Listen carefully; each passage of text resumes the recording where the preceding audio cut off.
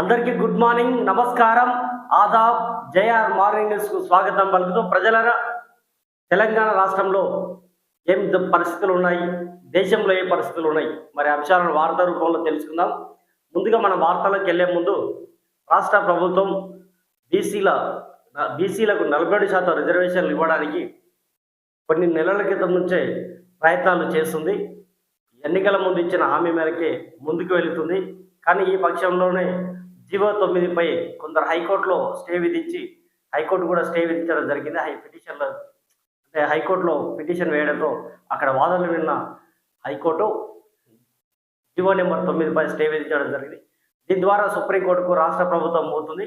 మరి ఈరోజు వెళ్ళబోతుంది. మరి వారు ఎవరు గెలవబోతున్నారు, అక్కడ ఎలాంటి వాదనలు వినిపించబోతున్నారు, సో ఆ అంశాలు తెలుసుకుందాం. ఇకపోతే ప్రజలరా, మన మార్నింగ్ న్యూస్ పెట్టడం ఉద్దేశం కూడా మీకు చెప్పడం జరిగింది. మన త్యాగాలను, కష్టాలను గుర్తించలేని వాడు మూర్ఖుడు, పుట్టకు రాయి మోయొద్దు, మోస్తే ఏమొస్తుంది, సో మీకోసం మేము, మా కోసం మీరు అనే విధానాలతో మనం ముందుకు వెళుతున్నాం. మన కోసం మన ఛానల్ను మీరందరూ ఆశీర్వదిస్తారని కోరుకుంటూ 475 మంది మన సబ్స్క్రైబర్స్ అయినందుకు నేను అందరికీ ధన్యవాదాలు తెలియజేస్తున్నాను. మన సబ్స్క్రైబర్స్కి అందరికీ ఈరోజు మనం ప్రారంభించాం. కొందరు అంటున్నారు, అలా నువ్వు వార్తలు రావసలేవు, మీ వార్తలు మాకు చాలా అవసరం పడతాయి, మీ వార్తలు చదవాలనుకో, ఇంట్రెస్ట్గా ఉంటాయి అంటున్నారు. మీకు చెప్తున్నా కదా, నేను వార్తలు ఇవ్వడం కాదు, పేపర్ కూడా మనకు సొంతంగా పేపర్ కూడా మీ ముందుకు తీసుకొస్తాను. ఆ విధమైన ప్రయత్నాలు చేస్తున్నాం. ఖచ్చితంగా మీకు అందించే వార్తలు అందిస్తాను. ఆ వార్తలను వివరించడం కూడా జరుగుతుంది. ప్రజలుగా మనం మా జేఆర్ మార్నింగ్ న్యూస్ను అంటే జేఆర్ న్యూస్ గ్రూప్ మీడియాను సబ్స్క్రైబ్ చేసుకొని మరింత ముందుకు తీసుకెళ్లాలని కోరుతూ ముందుగా వార్తలకు వెళదాం. ఈరోజు ఎస్ఆర్ఎస్పి ఫేజ్ 2కు దామోదర్ రెడ్డి పేరు 24 గంటల్లో జీవో విడుదల చేస్తాం. ఆర్టీఆర్ కు ఇచ్చే ఘనమైన నివాళి ఇదే. దామన్న వల్లే నల్గొండకు గోదావరి జలాలు, ఆయన కుటుంబానికి పార్టీ అండగా ఉంటుంది. దామోదర్ రెడ్డి సంతాప సభలో ముఖ్యమంత్రి రేవంత్ రెడ్డి, మాజీ మంత్రి దామోదర్ రెడ్డి గారు కొన్ని రోజుల క్రితం అనారోగ్యంతో హాస్పిటల్లో చికిత్స తీసుకుంటూ మృతి చెందారు. వారు ఎస్ఆర్ఎస్పికి ఫేజ్ 2కు దామోదర్ రెడ్డి పేరు కూడా పెడతామని ముఖ్యమంత్రి రేవంత్ రెడ్డి గారు తెలియజేశారు. 24 గంటల్లో జీవో విడుదల అంటే ఈరోజు అయ్యే అవకాశం ఉంది. సో జీవో విడుదల అయ్యే అవకాశం ఉంది.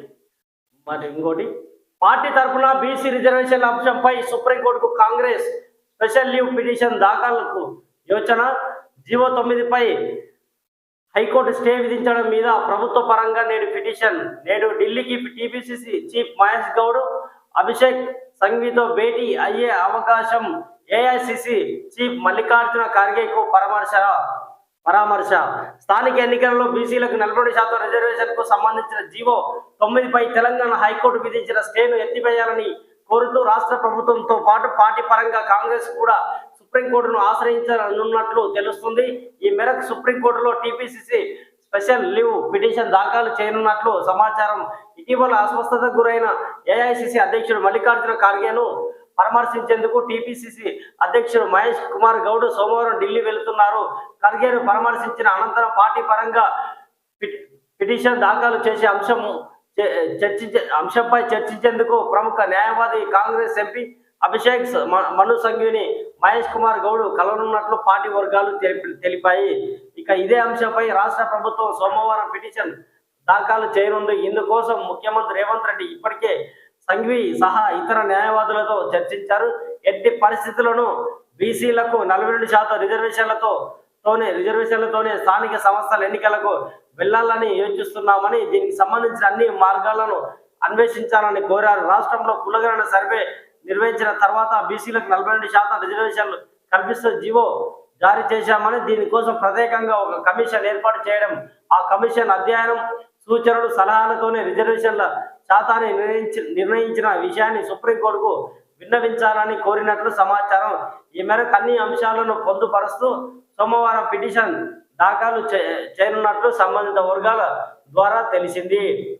రిజర్వేషన్ల సాధనకు బీసీ జేఏసీ రాష్ట్రంలో ఏకమైన బీసీ సంఘాలు. జేఏసీ చైర్మన్గా ఆర్ కృష్ణయ్య, వర్కింగ్ ప్రెసిడెంట్గా గాజుల శ్రీనివాస్ గౌడ్ 18న రాష్ట్ర బంద్కు పిలుపు. 14 ఇచ్చింది కదా, 18కు వాయిదా వేశారు. మొత్తానికి బీసీలకు అది 42% రిజర్వేషన్ రావాలనేది. ఇంకోటి ప్రజలారా మీకు చాలా ముఖ్యమైన అంశం చెప్తాం. బీసీలలో జరుగుతున్న అన్యాయం ఆ అంశాలను కూడా మీకు క్లుప్తంగా మొత్తం అన్ని సేకరిస్తున్నాను. దానికి సంబంధించిన వివరాలు కూడా మీకు విశ్లేషిస్తాను. వాళ్ళ జనాభిప్రాయం మేరకు మీ ముందుకు తీసుకురాబోతున్నా. అది చూడండి మీరు ఒకసారి. అది చాలా ఇంపార్టెంట్, అది మీరు తెలుసుకోవాల్సిన అవసరం. జూబ్లీహిల్స్ బీజేపీ అభ్యర్థిగా దీపక్ రెడ్డి పార్టీ కేంద్ర ఎన్నికల కమిటీ భేటీలో నిర్ణయం. పార్టీ పార్లమెంటరీ బోర్డు ఆమోద ముద్ర. ఏ క్షణమైన ప్రకటన వెలువడే అవకాశం. జూబ్లీహిల్స్ ఉప ఎన్నికల్లో బీజేపీ అభ్యర్థిగా దీపక్ రెడ్డి పేరును పార్టీ జాతీయ నాయకత్వం ఎంపిక చేసినట్టు సమాచారం. ఆదివారం ఢిల్లీలో జరిగిన బీజేపీ కేంద్ర ఎన్నికల కమిటీ సమావేశంలో చర్చించి నిర్ణయం తీసుకోగా పార్టీ పార్లమెంటరీ బోర్డు ఆమోద ముద్ర వేసినట్టు తెలిసింది. జూబ్లీహిల్స్ లో పోటీ కోసం దీపక్ రెడ్డి, కీర్తిరెడ్డి, పద్మ పేర్లతో కూడిన జాబితాను పార్టీ రాష్ట్ర అధ్యక్షుడు రామచంద్రరావు శనివారమే పార్టీ జాతీయ నాయకత్వానికి అందించారు. ఆదివారం అనేది మిగతా మూడో పేజీలో ఉంది. ఇక్కడనేమో జూబ్లీహిల్స్ లో కాంగ్రెస్ పార్టీ నుంచి నవీన్ యాదవ్ బీసీ బిడ్డకు ఇస్తే, ఇక్కడ రెడ్డి బిడ్డకు ఇక్కడ బీజేపీ పార్టీ టికెట్ ఇస్తున్నట్లు క్వశ్చన్ మార్క్ తో దీపక్ రెడ్డి పేరు క్వశ్చన్ మార్క్ తో వార్త ఇచ్చారు ఆంధ్రజ్యోతి. ఒకే ఇంటి నెంబర్ 43 ఓట్లు. సామాజిక మాధ్యమాల్లో జూబ్లీహిల్స్ ఓటరు జాబితా ఫోటోలు వైరల్. విచారణకు జిల్లా ఎన్నికల అధికారి ఆదేశం. నేటి నుంచి నామినేషన్లు. జూబ్లీహిల్స్ ఉప ఎన్నిక నోటిఫికేషన్ నేడే. 21 దాకా నామినేషన్లు దాఖలకు ఛాన్స్. 15న సునీత, 17న నవీన్ యాదవ్ నామినేషన్లు.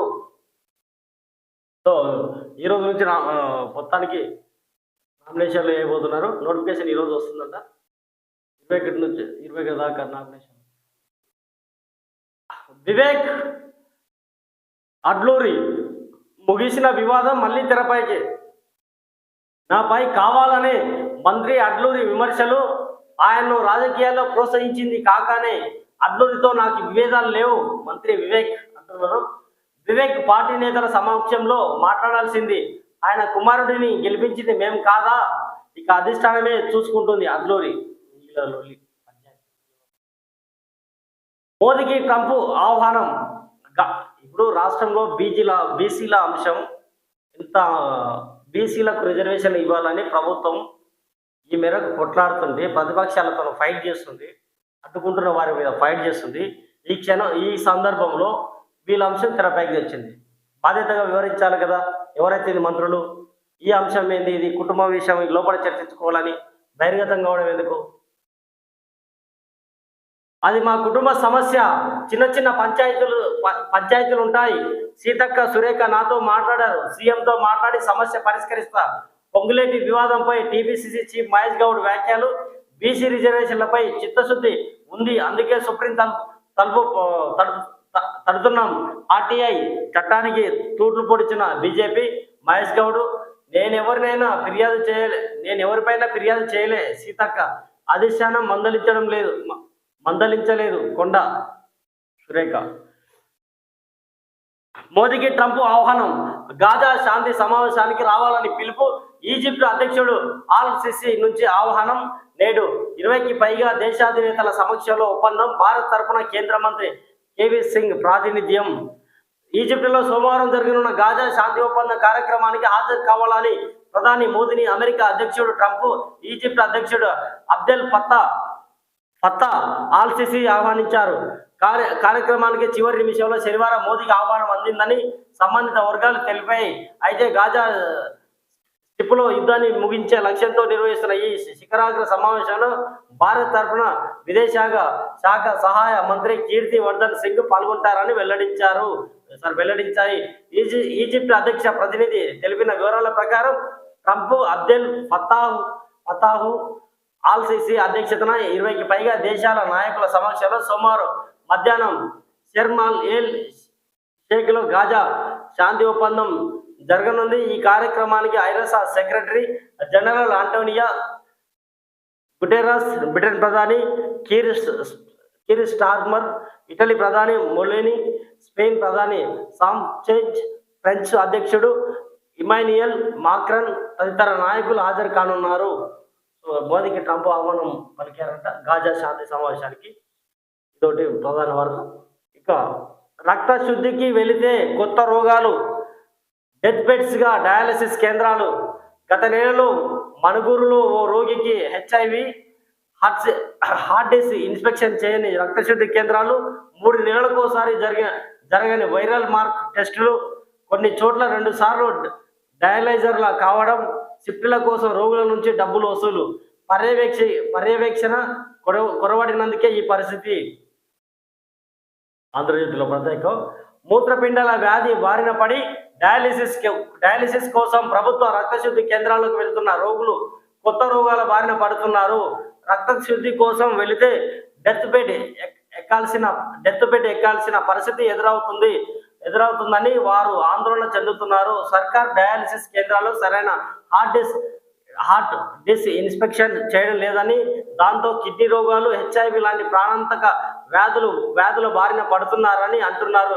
గత నెలలో భద్రాద్రి కొత్తగూడెం జిల్లా మణుగూరులోని డయాలసిస్ కేంద్రానికి రక్తశుద్ధి కోసం వెళ్లిన ఓ 60 ఏళ్ల వ్యక్తికి రక్త పరీక్షలో హెచ్ఐవి పాజిటివ్గా నిర్ధారణ అయింది. దాంతో బాధితులు లబోదిబం అంటున్నాడు. గతంలో కూడా డయాలసిస్ కారణంగా ఇతర జబ్బుల బారిన పడిన బాధితులు ఉన్నట్లు వైద్య వర్గాలు పేర్కొన్నాయి. రక్తశుద్ధి కేంద్రాలపై వైద్య ఆరోగ్య శాఖ నుంచి సరైన పర్యవేక్షణ ఉండడం లేదని, అందుకే నిర్వహణ అస్తవ్యస్తంగా తయారైందని ఆరోపణలు వెలువడుతున్నాయి. ఆంధ్రజ్యోతిలో 12వ పేజీలో మిగతా వార్త ఉంది. రక్తశుద్ధికి వెళ్తే కొత్త రోగాలు బారిన పడుతున్నారంట. మళ్ళా దాంతోపాటు హెచ్ఐవి కూడా అటాక్ అయ్యే అవకాశం ఉంది. హెచ్ఐవి బారిన కూడా పడినట్టు చూస్తున్నారు. సో అదేందో మరి సంబంధ వైద్య శాఖ అధికారులు కూడా చౌక కాదు నాణ్యమైన వైద్యం కావాలి, అవసరమైతే అదనంగా చెల్లిస్తాం, జవాబుదారీతనం, మంచి శ్రద్ధ ఉండాలి. దేశవ్యాప్తంగా 90% రోగుల అభిప్రాయం. నాణ్యత ధృవీకరణ పొందిన ఆసుపత్రులు 10% లోపే, ల్యాబ్లు అయితే 2% లోపే. తొలి దశలో రోగాల గుర్తింపులో వెనుకడుగే. టిక్కీ ఈవై పార్థనాన్ నివేదికలో వెల్లడి. తక్కువ ధరకే తూతు మంత్రం వైద్యం కాదు, నాణ్యమైన జవాబుదారీతనంతో కూడిన వైద్యం కావాలి. వైద్య సేవలో పారదర్శకత, ప్రామాణికత పెరగాలి. అవసరమైతే ఇందుకోసం కాస్త ఎక్కువ సొమ్ము చెల్లించేందుకు కూడా సిద్ధం. ఇది మన దేశంలోని 90% రోగులు వ్యక్తం చేస్తున్న అభిప్రాయం. ఫిక్కీ, భారత వాణిజ్య పరిశ్రమల ఫెడరేషన్ సంస్థలు తాజాగా true accountable care, maximising health care delivery impact ఏపీసీఎన్లు పేరిట విడుదల చేసిన అధ్యయన నివేదిక ఈ విషయాన్ని స్పష్టం చేసింది. వార్త చూడండి. చౌక కాదు నాణ్యమైన వైద్యం అందిస్తే జవాబుదారీ ఇక్కడ ఏమంటున్నారు, జవాబుదారీతనం ఉంటే ఇవ్వాల్సిన అవసరం ఉంది. దానికోసం ప్రజలు నుంచి అధిక శాతం కూడా జవాబుదారీతనం అనేది ముఖ్యం. మాకు శుభ్రత, పైసలు కాదు ముఖ్యం, మాకు జవాబుదారీతనం.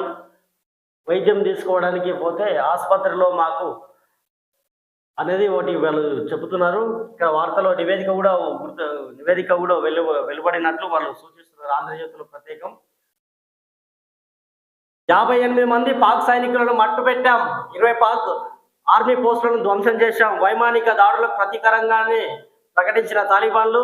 పాక్ ఆఫ్ఘన్ సరిహద్దులో ప్రతిదాడులతో ఉద్రిక్తత. 200 మంది తాలిబాన్ సైనికులను హతమార్చామన్న పాక్.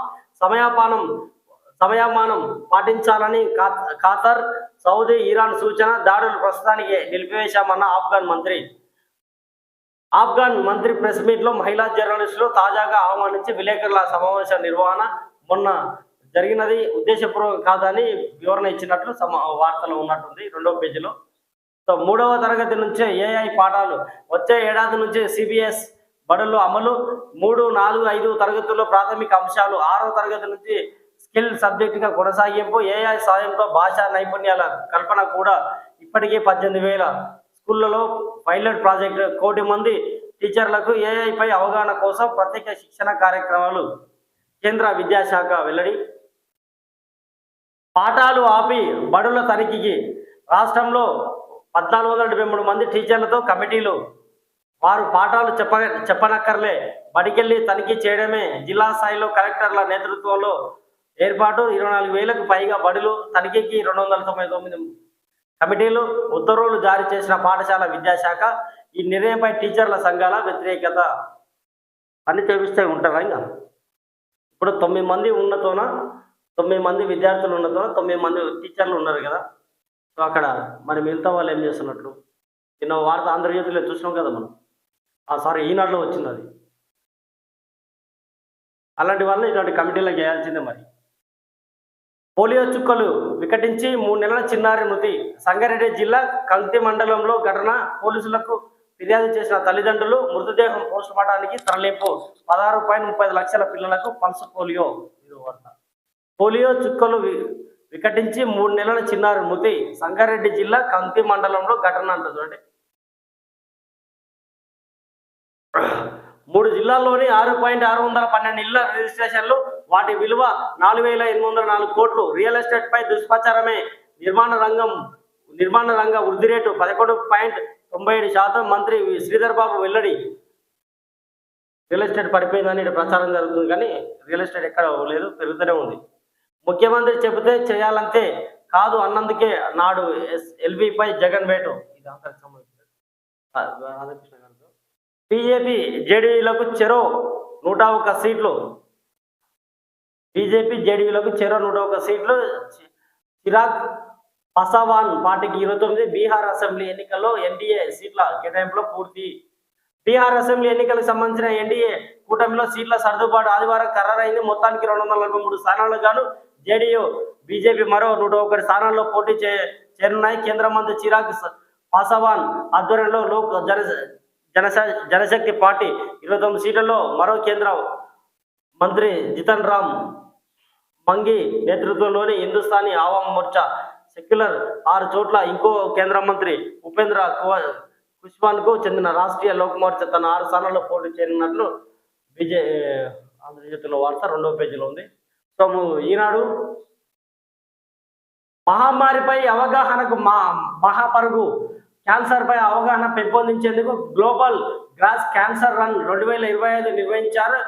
గ్రేస్ క్యాన్సర్ ఫౌండేషన్ ఆధ్వర్యంలో ఆదివారం హైదరాబాద్ గచ్చిబౌలి స్టేడియంలో 2K, 5K, 10K విభాగాల్లో చేపట్టిన ఈ పరుగులో యువతి యువకులు, ఐటీ ఉద్యోగులు, వైద్యులు, విద్యార్థులు ఉత్సాహంగా పాల్గొన్నారు. మంత్రులు శ్రీధర్ బాబు, పొన్నం ప్రభాకర్, వాకిటి శ్రీహరి, సీఎం సలహాదారు మేం Narender Reddy, MLA Gandhi, police commissioner Sajjanar, Avinash Mohanty, sports authority chairman Sivasena Reddy, foundation వ్యవస్థాపకుడు డాక్టర్ చిన్నబాబు తదితరులు హాజరయ్యారు. భాజపా జేడీయూ అదుపు తప్పితే 60 అడుగుల లోతులోకి. కొమరంభీం జిల్లా కెరిమేరి మండలం ఉప్పలగూడ సమీపంలో రహదారి పక్కనే ప్రమాదకరంగా నోరు తెరిచినట్లు ఉన్న లోతైన చెరువు ఇది. ఈ రహదారి గుండా నిత్యం వందల సంఖ్యలో వాహనాలు రాకపోకలు సాగిస్తుంటాయి.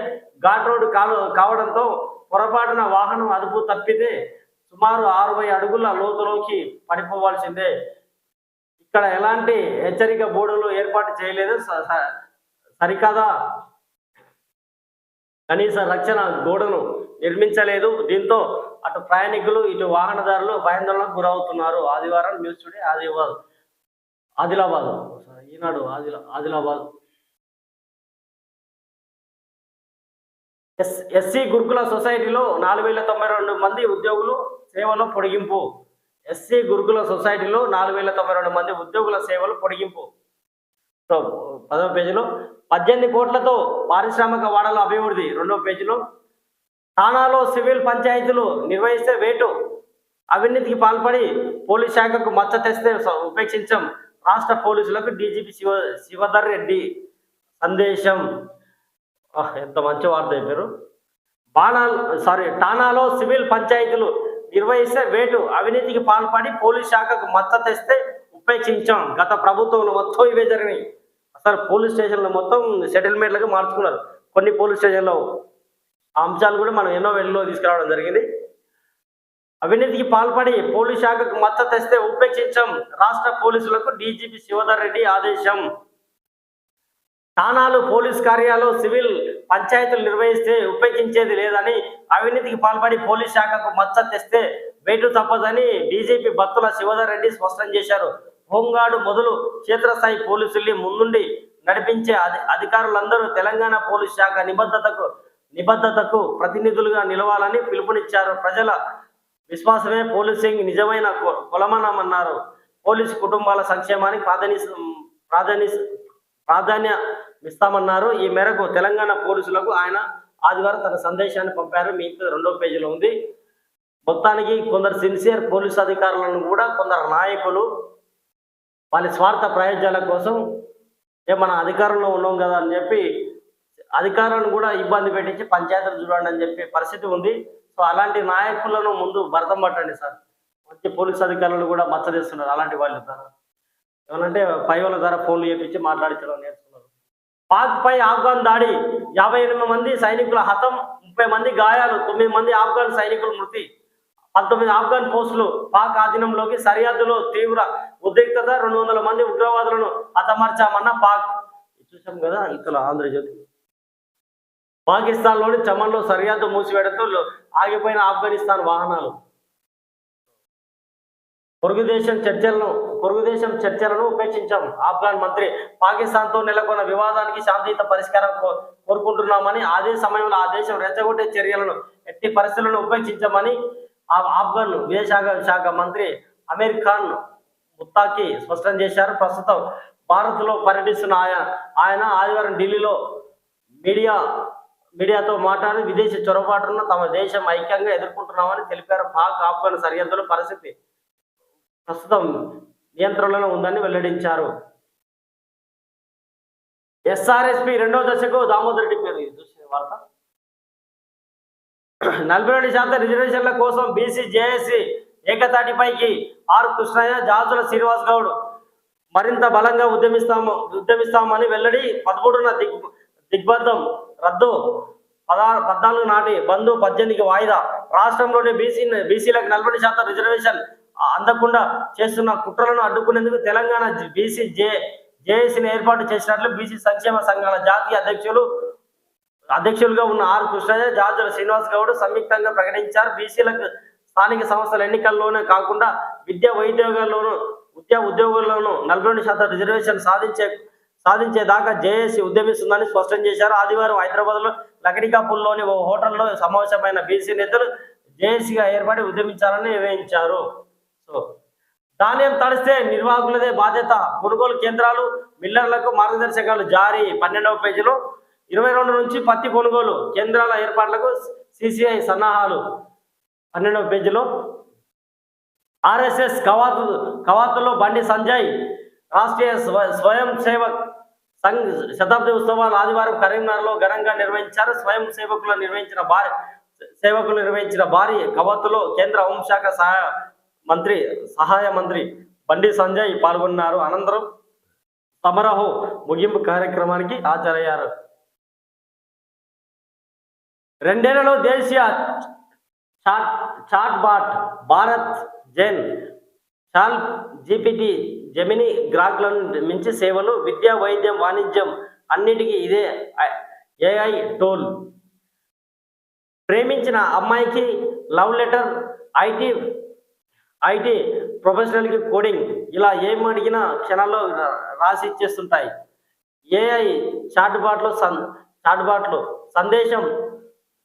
సందేహం, సమాచారం ఏం కావాలన్నా నెటిజన్లు, మొబైల్ యూజర్లు chat GPT, Gemini, Grok for flexibility లాంటి వాటిని ఆశ్రయించడం పరిపాటే. విదేశీ సంస్థలకు చెందిన ఈ ఏఐ టూల్స్ అన్నిటినీ తల్లదన్నలే మనకు ఓ ఏఐ చాట్బాట్ త్వరలో అందుబాటులోకి రానున్నది. ప్రమాదంలో ప్రాణాలు, విద్యుత్ పంపిణీ వ్యవస్థ నిర్వహణలో లోపాలు, స్తంభాలు, ట్రాన్స్ఫార్మర్లు, లైన్ల మార్పులో జాప్యం, సరఫరా ఆగితే పునరుద్ధరణతో మమ అనిపిస్తున్న సిబ్బంది. ఒకసారి ఇది ఇట్లే పెట్టండి. ఒకసారి మీకు ఈ విద్యుత్ శాఖలో కొందరు ఉద్యోగులు ఏ విధంగా వ్యవహరిస్తున్నారు అంటే ఒక ఇంటికి ఒక సామాన్య ఇంటికి 200 యూనిట్లు పొందుతున్న ఇంటికి ప్రభుత్వం ఇస్తున్న ఆ అంశాల పైన తర్వాత ఎక్స్ప్లెయిన్ చేస్తా. సో దాన్ని ప్రత్యేకంగా తీసుకుంటాం. మరి ఇది వేరే అవుతుంది. ఒక ఇంటికి ఏమైనా 1,15,000 బిల్లు వస్తుందా? మరి ఆ అధికారుల పరిస్థితిని తెలియజేస్తా. ఉద్రిక్తంగా పాక్ ఆఫ్ఘన్ పోరు చూసింది. మీ బెదిరింపులకు భయపడం. రేర్ ఎర్త్ మినరల్స్ సరఫరాలో నెలకొన్న వివాదంపై అమెరికా బెదిరింపులకు భయపడబోమని చైనా స్పష్టం చేసింది. గాజాలో సాయానికి ఏర్పాట్లు. గాజాలో కాల్పుల విరమణ అమల్లోకి రావడంతో పాలస్తీనియన్లకు అక్షర సాయం అందించే ప్రయత్నాలు ముమ్మరమయ్యాయి. అర్ధరాత్రి బయటికి గ్యాంగ్ రేపు గురైన వైద్య విద్యార్థిని అర్ధరాత్రి బయటకు ఎందుకు రావాల్సి వచ్చిందని బెంగాల్ సీఎం మమతా ప్రశ్నించారు. 330 సరిపోలేదు. మహిళా ప్రపంచ కప్ లో భారత్ పై విజయం సాధించిన ఆస్ట్రేలియా. అప్పుతో ఐపీఓ ఆట రుణాలకు పెరుగుతున్న డిమాండ్. అదృష్టం తోడైతే మంచి లాభం. బీసీ సంఘాల బీసీ కోటపై కాంగ్రెస్ చిత్తశుద్ధిని ప్రశ్నించలేదు. బీసీ కోటపై కాంగ్రెస్ చిత్తశుద్ధిని ప్రశ్నించలేరు. స్థానిక సంస్థలు బీసీలకు రిజర్వేషన్ల పెంపునకు సంబంధించిన బిల్లుల గవర్నర్ రాష్ట్రపతి వద్ద పెండింగ్ లో పెట్టుకొని కాంగ్రెస్ పార్టీపై నిందలు ఎలా చేస్తారని టీపీసీసీ అధ్యక్షుడు మహేష్ కుమార్ గౌడ్ ప్రశ్నించారు. వెనుకబడిన తరగతులకు జనాభా ప్రాతిపదికన రిజర్వేషన్లు సాధించుకునే లక్ష్యంతో తెలంగాణ బీసీ జేఏసీ ఏర్పాటైంది. జేఏసీ చైర్మన్ గా MP R Krishnaiah, working chairman గా జార్జుల శ్రీనివాస్ గౌడ్, వైస్ చైర్మన్ గా బీజీఆర్ నారాగోనిని ఎన్నుకున్నారు. సో లోటు 1,00,00,000 కోట్లు. గత 5 ఏళ్లలో కేంద్రం నుంచి రాష్ట్రం ఆశించిన స్థాయిలో రాని గ్రాంట్ ఇన్ ఎయిడ్. వార్షిక బడ్జెట్ లో ఏటా పెద్ద సంఖ్యలో గ్రాంట్లను చూపిస్తున్న రాష్ట్ర ప్రభుత్వం మార్చి నెలాఖరుకు కేంద్రం ఇస్తుంది. అందులో 30% లోపే.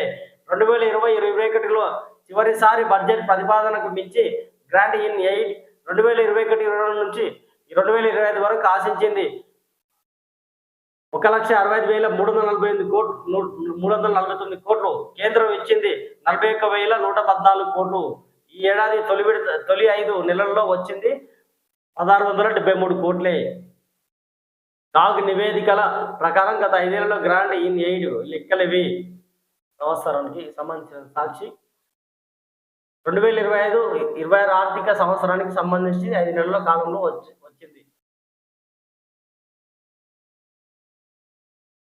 చూద్దాము. కాగ్ నివేదికల ప్రకారం గత 5 ఏళ్లలో గ్రాంట్ ఇన్ ఎయిడ్ లెక్కలివి. 2021-22 38,669.46. కేంద్రం ఇచ్చింది 8,619. 2022-23 41,001. ఇక్కడ 13,179. 2023-24 41,259.17. ఇక్కడనేమో 9,729.91. 2024-25 21,636.15. ఇచ్చిందేమో 7,913.8 కోట్లు. 2025-26 22,782. ఇచ్చింది 1,673 కోట్లు. 1,673.43 కోట్ల రూపంలో చూసినది దామోదర్ రెడ్డి. స్కూల్లో తనిఖీకి టీచర్లు. ఇది చూసినది. సాక్షిపై ఏపీ సర్కార్ కక్ష సాధింపు. ఎడిటర్కు నోటీస్ పేరుతో విజయవాడలోని సాక్షి ప్రధాన కార్యాలయంలో పోలీసుల దాష్టికం. నకిలీ మద్యంపై వార్తలు ప్రచురించినందుకు సిబ్బందిని భయభ్రాంతులకు గురి చేస్తూ వేధింపులు. నకిలీ మద్యం దుకాణాల అక్కడ ఆ మీడియా ఈ మీడియా అనుకుంటూ ఒకరిపైన ఒకరు పార్టీకో మీడియా తోడైనాక ఇట్లా ఉంటాయి వార్తలు. వాళ్ళ మీద వీళ్ళు, వీళ్ళ మీద వాళ్ళు. ఐఏఎస్సి బెంగళూరుదే అగ్రస్థానం. తానాలను సివిల్ పంచాయతీ కార్యాలయాలుగా మార్చొద్దు. ఇక్కడ డీజీపీ గారు తానాలను సివిల్ పంచాయతీ కార్యాలయాలుగా మార్చొద్దు. పోలీస్ స్టేషన్లు, పోలీస్ కార్యాలయాలను సివిల్ వివాదాలు తీర్చే పంచాయతీ కార్యాలయాలుగా మార్చొద్దని డీజీపీ శివధర్ రెడ్డి మరోసారి స్పష్టం చేశారు. అవినీతితో పోలీస్ శాఖకు మద్దతు తేవద్దని హెచ్చరించారు.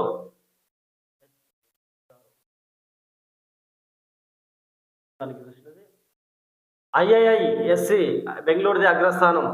Times Higher Education World University ర్యాంకింగ్స్లో 2020లో బెంగళూరులోని ఇండియన్ ఇన్స్టిట్యూట్ ఆఫ్ సైన్స్ దేశంలోని అగ్రశ్రేణి యూనివర్సిటీగా తన స్థానాన్ని నిలబెట్టుకుంది. సో, ఆపరేషన్ బ్లూ స్టార్ తప్పుడు నిర్ణయం, అందుకు మూల్యంగా ఇందిరాగాంధీ తన ప్రాణాన్ని కోల్పోయారు. ఆ ఉగ్రవాదుల ఏరివేత నిర్ణయం ఇందిరా ఒక్కరిదిగా కాదు. ఆ ఉగ్రవాదుల ఏరివేత నిర్ణయం ఇందిరా ఒక్కరిదే కాదు. సైన్యం, ఇంటెలిజెన్స్, పోలీస్, సివిల్ డిఫెన్స్ సంయుక్త నిర్ణయం. అందుకు ఇందిరను ఒక్కరినే తప్పుపట్టడం సరికాదు. కాంగ్రెస్ సీనియర్ నేత చిదంబరం వ్యాఖ్య 6వ పేజీలో ఉంది. పద ప్రపంచాన్ని చుట్టొద్దాం. ప్రపంచాన్ని చుట్టొద్దాం. ప్రజల ఆదాయాలు పెరుగుతుండడంతో జీవితంలో ఆనందాలు అనుభవించేందుకు అందులో కొంత ఖర్చు చేసేందుకు వెనుకాడడం లేదు. ముఖ్యంగా విహార యాత్ర పైన భారతీయుల ఆసక్తి చూపుతున్నారు. ప్రత్యేకం సాక్షి ఉన్నట్టుంది 2వ పేజీలో.